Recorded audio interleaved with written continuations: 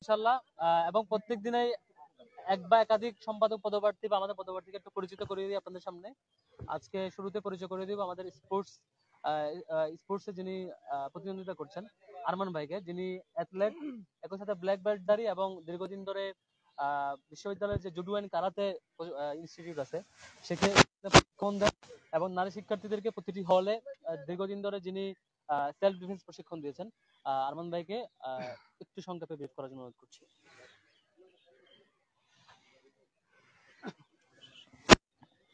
আসসালামু আলাইকুম, আমি আরমান হোসেন, এমফিল গবেষক, আরবি বিভাগ। ঐক্যবদ্ধ শিক্ষার্থী জোটের পক্ষ থেকে আমি ক্রীড়া সম্পাদক পদে ডাকসু নির্বাচন করছি। আমার ব্যালট নম্বর 1। প্রথমেই আমি বলতে চাই যে আমার বিগত 5 বছরের যে কার্যক্রম, আমি মূলত একজন অ্যাথলেট এবং খেলোয়াড়। বিশেষ করে জুডো এবং কারাতে খেলি এবং অন্যান্য খেলাধুলাও আমি করেছি। তো জুডো কারাতেতে আমি 3বার আন্তঃহল আনবিটেবল চ্যাম্পিয়ন হয়েছি।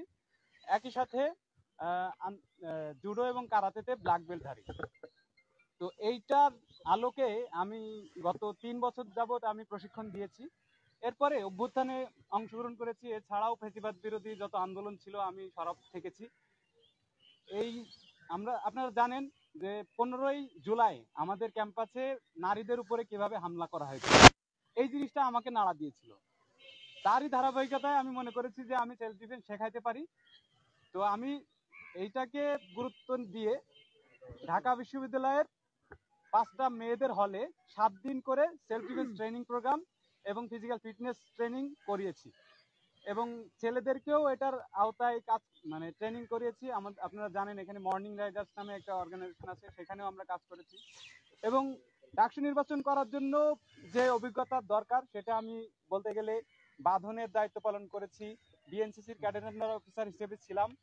তো সর্বোপরি আমার কাছে মনে হয়েছে যে আমি ডাকসুতে ক্রীড়া সম্পাদক হিসেবে কাজ করতে পারবো। তো এটার আলোকে আমি যে পরিবর্তনগুলো আনতে চাই সেটা হচ্ছে আমাদের শারীরিক শিক্ষা কেন্দ্রে বা খেলাধুলার ক্ষেত্রে মেয়েদের অংশগ্রহণ একটু কমে গেছে। এই জিনিসটাকে আমি বেশি অ্যাড্রেস করতে চেয়েছি এবং এজন্যই মেয়েদেরকে হলগুলোতে সেলফ ডিফেন্স ট্রেনিং করিয়েছি। কারণ যদি ফিজিক্যালি ফিট থাকে মেয়েরা, তখন তারা অন্যান্য খেলাধুলাও ভালোভাবে করতে পারবে। ফিজিক্যালি ফিট থাকলে তারা তাদের ব্রেনও ভালো কাজ করবে এবং খেলাধুলা করলে একই সাথে তারা ডিপ্রেশন থেকে দূরে থাকবে এবং মাদকাসক্তি বা অন্যান্য যে খারাপ অভ্যাসগুলো আছে সেগুলো থেকে ফিরে আসতে পারবে। আর মূল যে আমি লক্ষ্য সেটা হচ্ছে খেলোয়াড়দেরকে মাঠে বা শিক্ষার্থীদেরকে মাঠে ফিরিয়ে নিয়ে আসা। এজন্য আমি চেষ্টা করব যে খেলার মাঠগুলো সংস্কার করা, মেয়েদেরকে বিশেষ করে তাদের খেলার পরিবেশ যাতে তৈরি হয় সেটার জন্য চেষ্টা করব এবং বিশেষ করে জিমনেশিয়াম যাতে 2টা হয় এটার চেষ্টা করব। আর খেলাধুলা সংক্রান্ত যে সমস্যাগুলো আছে এইটা আমি অ্যাড্রেস করব, অর্থাৎ আমি স্টুডেন্টদের ভয়েস হব। আপনারা জানেন এই অভ্যুত্থানে যদি যারা খেলোয়াড়, আন্তর্জাতিক মানে খেলোয়াড়, তারা যদি ভয়েস রেজ করতো, আমি যদি উদাহরণ হিসেবে বলি সাকিব আল হাসান বা মাশরাফি বিন মুর্তজা যদি অভ্যুত্থানের ভিতরে ভয়েস রেজ করতো তাহলে কিন্তু তারা বিশ্ববরণ্য নেতা হয়ে যেতে পারতো। তো আমি তারা পারে নাই, কিন্তু আমি এই কাজটা করতে চাই। আমি আপনাদের কাছে এবং শিক্ষার্থীদের কাছে দোয়া চাই। আশা করি আমি ডাকসু নির্বাচনে ভালো করব। ধন্যবাদ। সম্মানিত উপস্থিতি, আমরা মূলত আমাদের গত কালকে থেকে আজকে পর্যন্ত যা ঘটেছে সেগুলোর ব্রিফ শোনার জন্য আপনারা আসছেন নিশ্চয়ই। আমরা সেই ব্রিফ করব, তার আগে আরেকজন প্রার্থীকে পরিচয় করে দেব। আর একই সাথে বলে রাখি যে আমাদের সংবাদ সম্মেলন শেষে, আজকের আলাপ শেষে আপনারা চাইলে আমাদের অন্যান্য প্রার্থী যারা আছে তাদেরও নিউজের সাক্ষাৎকারের জন্য অনেকে ফোন দেন, অনেক সাংবাদিকরা, এটা আপনাদের মতো করে নিয়ে নিতে পারেন। আপনাদের কষ্ট হয় দেখে এক একদিন এক একজন প্রার্থীকে এভাবে ইন্ট্রোডিউস করে দেই।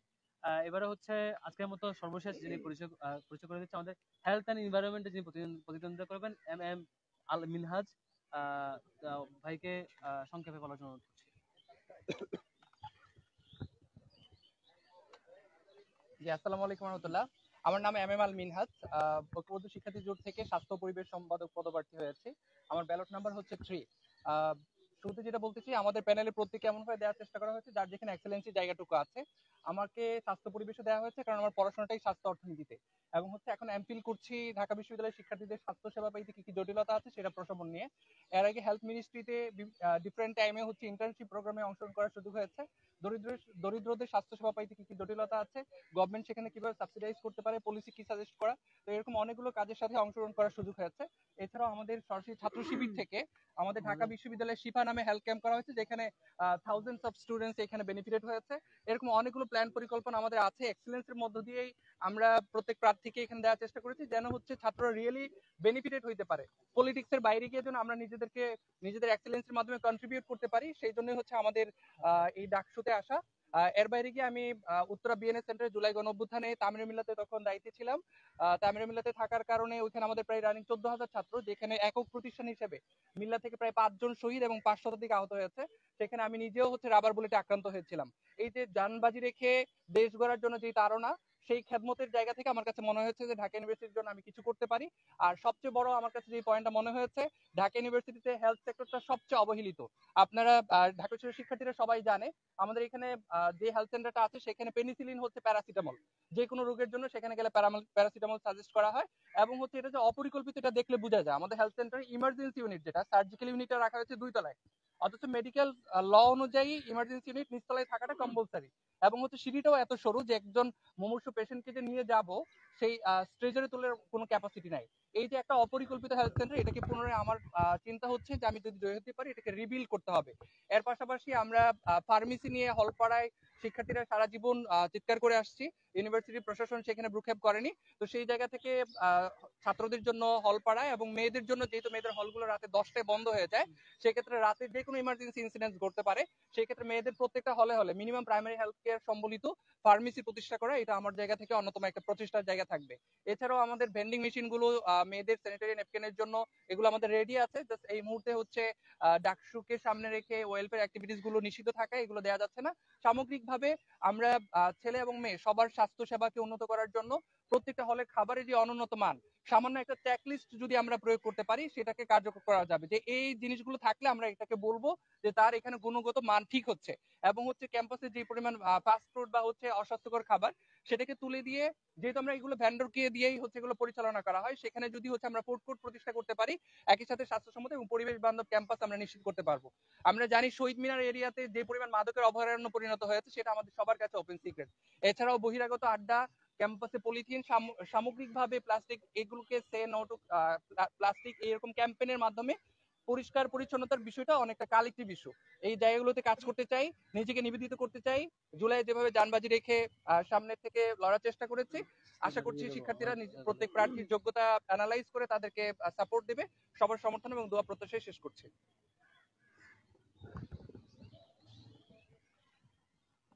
সম্মানিত সাংবাদিক বন্ধুগণ, আমরা আজকে আর কোনো প্রার্থীর ব্রিফে যাচ্ছি না।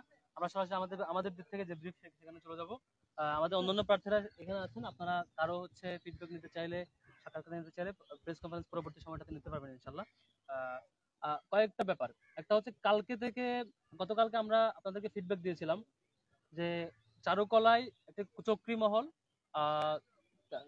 আমাদের ব্যানারকে বিকৃত করা, ছবিকে বিকৃত করা এবং হিজাবোফোবিয়ার যে হিজাবোফোবিয়া যে প্রকাশ করেছে সেটির প্রতিবাদ আমরা জানিয়েছিলাম এবং লিখিত অভিযোগ দিয়েছি ইউনিভার্সিটি প্রশাসনকে। এখন পর্যন্ত বিশ্ববিদ্যালয় প্রশাসন কোনো দৃশ্যমান পানিশমেন্ট এখন পর্যন্ত নেয়নি। খুবই দুঃখজনক। নির্বাচনের আচরণবিধি সুস্পষ্ট লঙ্ঘন একটা অপরাধ। দ্বিতীয় অপরাধ হচ্ছে হিজাবের প্রতি যে ক্ষোভের বহিঃপ্রকাশ এবং চেহারা বিকৃতি এবং তার যে বহিঃপ্রকাশ ঘটিয়েছে সেটির প্রতিবাদ জানানো সত্ত্বেও, লিখিত অভিযোগ দেওয়া সত্ত্বেও এখনো ব্যবস্থা না নেওয়াটা ইউনিভার্সিটি প্রশাসনের যে লেভেল প্লেইং ফিল্ডের কথা বলছে সেটি নিশ্চয়ই আপনারা বুঝতে পারছেন যে কোন পর্যায়ে আছে। দ্বিতীয়ত, আরেকটা বিষয় আপনাদের মধ্যে কনফিউশন তৈরি করেছে। আজকে ক্যাম্পাসে আমাদের কালকে যে ফ্রেমে, কাঠের ফ্রেমে যে আমাদের ব্যানারগুলো ছিল, যে প্রচারণা মেটেরিয়াল, সেগুলো এখন পর্টোরিয়াল টিম উঠিয়ে নিয়েছে। সেটি কেন আমরা লাগিয়েছি, কেন, এই প্রশ্নগুলো আসতে বারবার, সেটির একটু ক্লারিফিকেশন দরকার আছে। আমরা আচরণবিধি পড়ছিলাম, আচরণবিধিতে কনসার্ন ছিল যে বিশ্ববিদ্যালয়ের ওয়ালে, দেয়ালে, স্থাপনায়, গাছে বা অন্য কিছুর ক্ষতি হবে এবং গ্লু দিয়ে লাগানো, প্যারেক দিয়ে লাগানো বা স্থাপনার কোনো ক্ষতি হবে সেখানে সাঁটানো, ব্যানার সাঁটানো, এগুলো নিষিদ্ধ। পরে আমরা নির্বাচন কমিশনকে আগের দিন ফোন দিয়ে বলেছিলাম যে আমরা কি এরকম পারবো কিনা, যে ফ্রেমে লাগিয়ে ব্যানার লাগাতে পারবো কিনা, যেহেতু ইউনিভার্সিটি স্থাপনার ক্ষতি করবো না, আমরা নিজেরা ফ্রেম বানাবো, ফ্রেমে স্ট্যান্ড বাই সেগুলো লাগাবো। তখন বলছিল যে হ্যাঁ তোমরা পারবা, আমাদের স্পষ্ট বলছে পারবা। এরপরে আমরা আমাদের সেই ক্ষুদ্র সক্ষমতায় ক্যাম্পাসের বিভিন্ন স্পটে আমাদের প্যানেলের পরিচিতি করানোর জন্য সেগুলো দিয়েছি। দেওয়ার পরে সারাদিন কোনো খোঁজ খবর নাই। যখন হঠাৎ রাত রাত 10টা-11টার পরে ফিডব্যাক আসছে যে এটা আচরণবিধির মনে হয় লঙ্ঘন হচ্ছে। আচরণবিধির সুস্পষ্ট কথা না। এরপরে ফোন দিলাম যে কেন আচরণবিধি লঙ্ঘন হচ্ছে, বলে যে আচরণবিধি তো আমরা তৈরি করি নাই, নির্বাচন কমিশনের কোড অ্যান্ড কোড ভাষ্য যে আচরণবিধি তো আমরা তৈরি করি নাই, সেটা আলাদা কমিটি আছে তারা করেছে, আমাদের দেখার সুযোগ হয় নাই, একটু ফাঁক থেকে গেছে, এই জন্য মনে হয় একটু গ্যাপ হয়ে গেছে। তোমরা তো আচরণবিধি লঙ্ঘন করো না, সমস্যা নেই, কিন্তু আমরা আলাদা নতুন করে বসে সিদ্ধান্ত নিচ্ছি, এই ধরনের ফিডব্যাক। এর মধ্যে কিছু কিছু মিডিয়া প্রকাশ করা শুরু করছে যে আমরা আচরণবিধি লঙ্ঘন করেছি, অথচ আমরা স্পষ্টত কনসার্ন নিয়ে আচরণবিধি মেনে সেটা করার চেষ্টা করেছিলাম। তারপর কেন যেন কোত্থেকে যেন ওহি আসে, হঠাৎ করে রাত 3টা বাজে 1টা বাজে হচ্ছে সার্কুলার দেয়। ঠিক এখানেও সেম, হঠাৎ করে রাতের গভীর রাতে হচ্ছে নোটিশ আসছে সবগুলো সরিয়ে ফেলতে হবে। তাদের আমাদেরকে তো ফোন দিবে অন্তত যে তোমরা এটা কেন লাগাইছো জিজ্ঞেস করবে, তখন আমরা ব্যাখ্যা দিলাম যে আপনাদেরকে বলে লাগিয়েছি। তারপরে আমরা বলেছি যে আপনারা যদি এটা বলেন যে হচ্ছে 9 তারিখ পর্যন্ত এই ঘোষণা আর চেঞ্জ হবে না, আর কেউ লাগাবে না, কোনো ধরনের ব্যানার ফেস্টুন এই ধরনের ইউজ করবে না, কোনো ফরম্যাটেই কোনো স্টাইলে, তাহলে আমরা সব সরিয়ে নিব, আপনার সাথে কোনো দ্বিমত নাই। তারপর বললো যে ওনাদের ফিডব্যাক হচ্ছে ঠিক আছে, আমাদের আগে আচরণবিধি ফাঁক ছিল, এখন আমরা মিটিং করে নতুন করে সিদ্ধান্ত নিয়েছি, এখন থেকে আর কেউ লাগাইতে পারবে না, 3টার মধ্যে সরিয়ে যাবে। আমরাও বলেছি ঠিক আছে ওকে, আপনারা যদি নতুন সিদ্ধান্ত নেন খুলে ফেলেন, প্রক্টোরিয়া টিম পরে খুলে ফেলেছে। এ হচ্ছে সামগ্রিক অবস্থার ফিডব্যাক। কিন্তু ইতিপূর্বে আমরা দেখেছি যে হচ্ছে একজন প্রার্থী বিভিন্ন ইয়াতে বিভিন্ন রুমে রুমে যে বা হলে হলে হলে হলে মত বিনিময় সবার নামে খিচুড়ি পার্টির আয়োজন করেছে, খাওয়া দাওয়ার আয়োজন করেছে। করার পর আপনারা দেখেছেন কমল মিডিয়েট বা বিভিন্ন নামে করার পরে যেদিন খাওয়া দাওয়ার পর্ব শিডিউল শেষ হয়েছে সবগুলো হলে, সেদিনই সার্কুলার আসছে এখন থেকে খাওয়া দাওয়া নিষিদ্ধ, খাওয়া দাওয়া করা যাবে না। তাও আমরা ওয়েলকাম করছি, আপনারা নিষিদ্ধতা করতে পারেন, আপনারা নির্বাচন কমিশন ওহি আসুক আর যাই আসুক করতেই পারেন, কিন্তু বলো যে প্রচারণা করা যাবে কিন্তু খাওয়া দাওয়া করানো যাবে না। তারপর আমরা প্রচারণায় নামলাম, হঠাৎ রাত গভীর রাতে আবার সার্কুলার প্রচারণা করা যাবে না। ঠিক আছে, তাহলে আমরা প্রচারণা করবো না, 26 পর্যন্ত অপেক্ষা করবো। তারপর আবার যখন সেই একটি দলের পক্ষ থেকে পরের দিন বিভিন্ন হলে মসজিদে শিডিউল দেওয়া হলো যে আগামীকাল জুমাবার অমুক বিপি প্রার্থী তমুক জিএস তমুক মসজিদে নামাজ পড়বে সাংবাদিক ভাইদেরকে দাওয়াত, তখন আমরা ফোন দিলাম স্যার আপনারা তো বলেছেন এটা করা যাবে না, এখন কেন হচ্ছে? বলে না না বাবা তোমরা হচ্ছে নামাজ পড়তে যেতে পারবা, ওখানে একটু দেখা কথা হলে সমস্যা নাই। অর্থাৎ যখন তারা ওই নির্দিষ্ট সংগঠন যখন যেটা করে সেটাই নীতিমালা, সেটা রাত 1টাই হোক 3টাই হোক, তখনই সার্কুলার দেওয়া যায়। আমরা আসলে শঙ্কিত, নির্বাচন কমিশনের প্রতি আমার বিনীত অনুরোধ থাকবে নিয়ম নীতি যা করবেন স্পেসিফিক অ্যানাউন্স করেন যে এটা নীতিমালা, এটা এইভাবে, এটা কাস্টমাইজ ভার্সন হবে না, এটাই ফাইনাল। বারবার ঝাপসা ওয়ার্ড রাখবেন, আমাদের সময় সে এক ধরনের ব্যাখ্যা দিবেন, স্বতন্ত্র শিক্ষার্থীরা করলে তখন তাদের উপর চাপাই ধরবেন, বা অন্য কোনো প্যানেল করলে চাপাই ধরবেন, কিন্তু আপনাদের পছন্দের একটা দল কখনো করলে তখন তাকে ফ্লেক্সিবিলিটি দিবেন, তখন একটা নতুন ব্যাখ্যা দাঁড় করাবেন। এটা আমরা খুবই দুঃখজনক। তবে আমরা রেসপেক্ট জানাই নির্বাচন, আমরা টোটাল ডাকসু যে হওয়া দরকার, ডাকসুর পরিবেশটা অটুট রাখা দরকার, সেই জায়গা থেকে আমরা বলেছি ঠিক আছে আপনারা অনুমতি সাপেক্ষে আমরা লাগানোর পরেও যদি আপনাদের কনসার্ন থাকে নতুন করে সিদ্ধান্ত নেন, নতুন সিদ্ধান্ত প্রতি রেসপেক্ট, আপনারা সবগুলো খুলে ফেলেন। এখন প্রক্টোরিয়া সবগুলো খুলে ফেলেছে, আমরা দ্বিমত করি নাই, আমরা এখন অপেক্ষায় আছি যে আবার কখন ওহি আসে এবং নতুন করে সার্কুলার আসে যে হ্যাঁ পোস্টার লাগাতে পারবা, যে এমন সার্কুলার আসে তখন আমরা সেটা মানবো না নিশ্চয়ই। কারণ বারবার এই ওহি আসতে থাকলে নির্বাচনের রায়ের দিনও হয়তো এরকম ওহি আসতে থাকবে উপর থেকে, এ ধরনের নির্দিষ্ট মহলের প্রতি প্রভাবের দিন যদি নির্বাচন কমিশন থেকে যায় এটা খুবই কষ্টদায়ক হবে। এই ছিল গতকাল কালকে থেকে আজকের ফিডব্যাক। আপনারা জিজ্ঞেস করবেন নির্বাচন কমিশনকে কেন এখনো পর্যন্ত অপরাধীকে পানিশমেন্টের আওতায় নিয়ে আসা হয় নাই, কেন নির্দিষ্ট ফুটেজ পাওয়া সত্ত্বেও, আমরা ফুটেজ সার্কুলেট করেছি, একজন সেখানে ফুটেজ ধারণ করেছিল, তা সত্ত্বেও কেন তাদের নিজস্ব সিসিটিভি ক্যামেরা গেটের ক্যামেরা এখনো এক্সপোজ করে নাই, সামনে নিয়ে আসে মিডিয়াকে দেওয়া হয় নাই, কেন এখনো যাদেরকে ক্যামেরা দেখা গেছে তাকে ধরা হয় নাই, এই বিষয়গুলো সন্দেহের উদ্বেগ তৈরি করে এবং মনে হচ্ছে পুরো নির্বাচনটাকে বানচাল করার একটা ষড়যন্ত্র, কিংবা দর্শককে যারা অন্যভাবে বিকৃত করতে চান, অন্যভাবে নিতে চান, তাদেরকে এক ধরনের সুযোগ দেওয়ার নামান্তর আর কি। আমরা শিক্ষার্থীদের ভয়েস হইতে চাই, শিক্ষার্থীদের যে চাওয়া পাওয়া সেটাকে প্রতিষ্ঠা করতে চাই, সেজন্য এই পক্ষপাত দুষ্ট আচরণ থেকে শিক্ষকদের কাছ থেকে সরে এসে বরং শিক্ষকদেরকে শিক্ষক সুলভ আচরণের জন্য বিনীত অনুরোধ করছি। সমাপনী কথা নিয়ে আসার অনুরোধ করছি আমাদের ভিপি পদপ্রার্থী আবু সাদিক মোহাম্মদ আবু সাদিক সাহেব।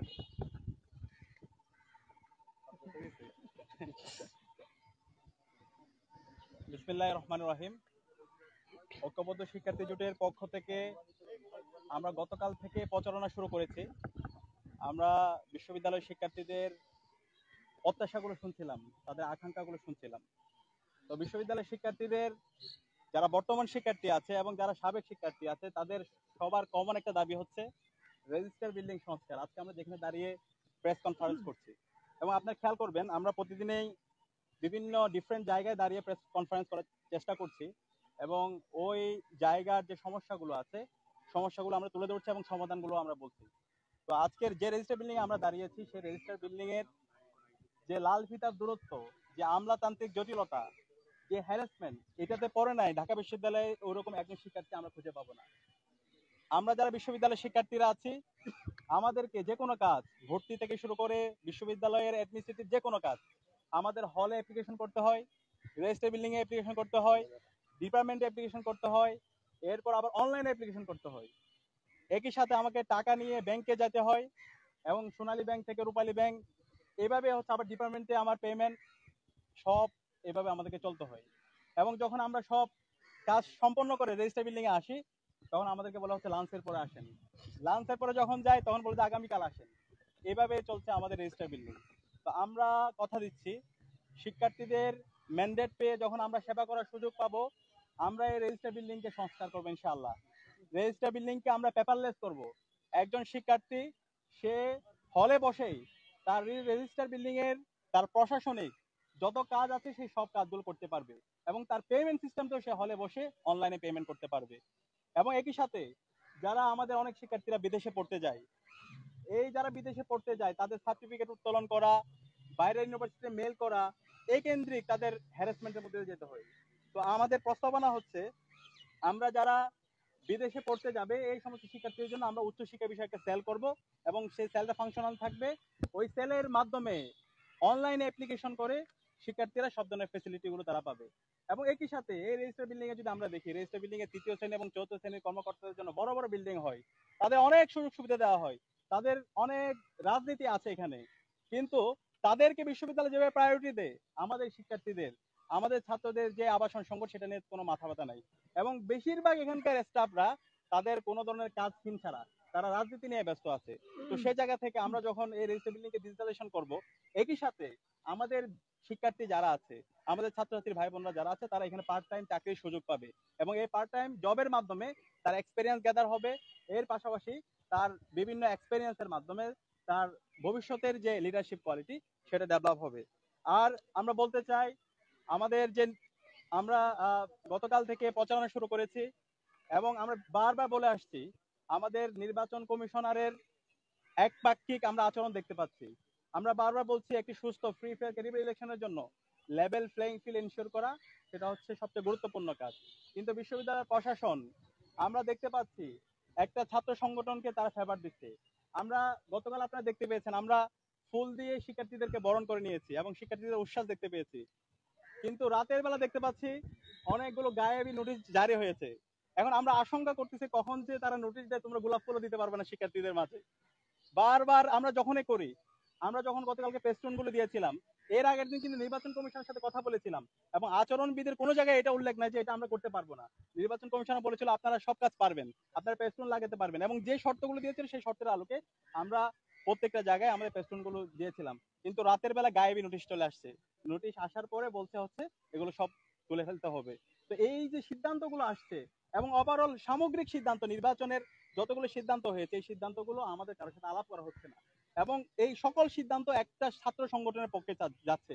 এবং আমরা বারবার বলছি, বিশ্ববিদ্যালয়ে যারা নির্বাচন কমিশনে আছেন তারা আমাদের শ্রদ্ধাভাজন শিক্ষক, আমরা তাদেরকে শিক্ষক হিসাবে দেখতে চাই।